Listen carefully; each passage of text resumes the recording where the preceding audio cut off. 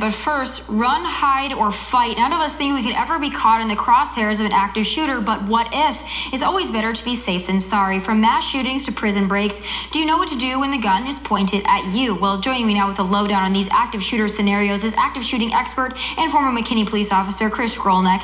Chris, thanks for being with me today. Thank you, Tommy. It's great to be here. Chris, are Americans largely in the dark when it comes to active shooter situations? How should we react to best protect ourselves? I think to answer your question, if they're in the dark, we rely very much on the news and the information that is fed to us through media outlets and what Department of Homeland Security publishes. And with threats and warnings and whatnot, we all believe the saving grace will be police. And, if you get caught in one of these situations, personal survival is your best bet and your best option. And we have a phrase: react, escape, and survive. So we're talking about citizens not relying on police. So what's your solution then? Should citizens be arming themselves? Is it more open carry, concealed carry? Is that an element here?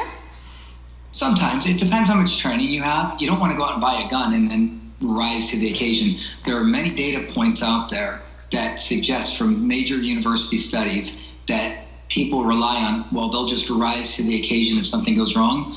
But we know factually that you will only rise to the level of training that you have. So your reaction will only be as good as the type of training that you have. And let me first say, I am a proponent of concealed carry as well as open carry. However, I also am a big proponent of people being able to use a gun effectively, having the training to use a firearm. So I want to get that out there very clearly. I agree with you there. It doesn't do you any good if you don't know how to use it. You're going to injure yourself and others. But moving on to something you mentioned react, escape, survive. What is that mentality and how is it different than run, hide, fight? Well, it's similar to run, hide, fight, but it's more in your face, if you will, because it's more aggressive in nature, and we use it through a series of behavioral modification while training. And I'm not saying reprogramming your brain to go buy some soda pop, rather react. You hear something, you need to react to it.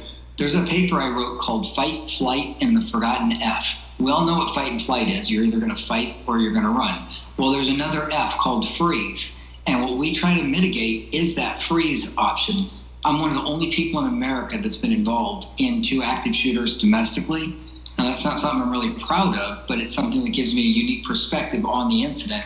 And I get to talk to people and really help train them for that reaction. Once you know something is wrong, get into the escape mode, get out. So what would you say to those that want to be a hero in these situations? Maybe they do have a firearm, a concealed carry, or an open carry, and they're involved in an active shooter situation. We've got citizens on the sidelines. We've seen in Waco. We've seen in multiple situations. Should they act and be the hero, or should they do as you said and try to escape, try to get themselves out of the situation?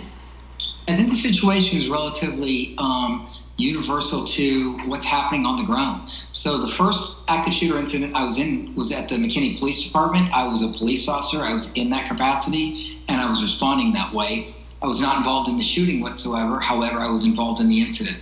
The second one was with my family, and I didn't really want to drag my wife and daughter in the middle of the shooting, so we escaped as fast as possible for their safety.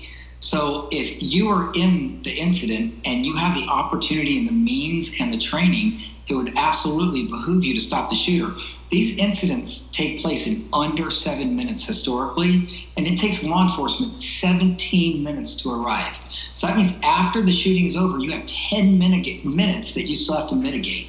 So what are you going to do for 17 minutes? Are you prepared to do those things? That's really the question here is, are you prepared? And don't just be a hero if you don't feel like you can handle the situation. We know everybody's different. But I want to move on now because you're a former police officer. We've had so many cases in the media recently that are attacking police officers, attacking the work that you do. So I want to go right there in your hometown there, McKinney. I want to get your take very briefly on that incident, the YouTube video that was sensationalized for weeks on end with the 15-year-old girl being wrestled to the ground by the officer. What was your take on that whole ordeal?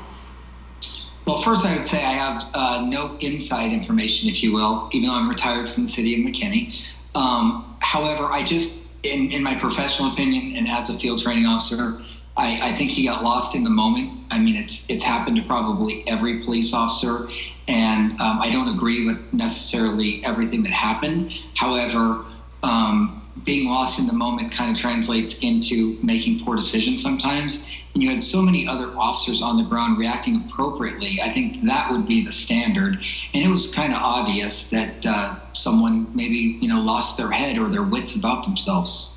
And that's fair to say as well. Many people have criticized his reaction, but I want to talk about the resignations, because these police officers, every time they're involved in an incident, whether they're indicted or not indicted, or whether they just resign on their own, the police officer reaction is often the same. They get themselves out of the situation. Instead of standing up for themselves and saying, this is the way I acted, the way I did, they quietly resign. Do you think that that's the best method to handle these situations?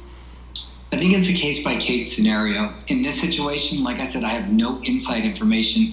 But in my best guesstimation, his resignation took me by surprise. However, we have a due process law as police officers because we're licensed, just like a driver's license. So when something goes wrong, we actually have a record of what's happening. So just because he resigned doesn't mean he's going to go get a job somewhere else. There's a saying in our industry, it's the hardest job to get and the easiest job to lose. And that's really sad, especially when we didn't get to hear his side of it. He never made a statement. He just went away quietly. Some applaud him for that. Others are wondering why he didn't stand up for himself a little bit more. We know the media has been demonizing police officers, which I don't think is deserved, and it's not fair. But I appreciate you being here. I'd love to have you back anytime. We just had a prison break. We didn't get to that today. But I'd love to have you back maybe in the next couple weeks here, and we could discuss that.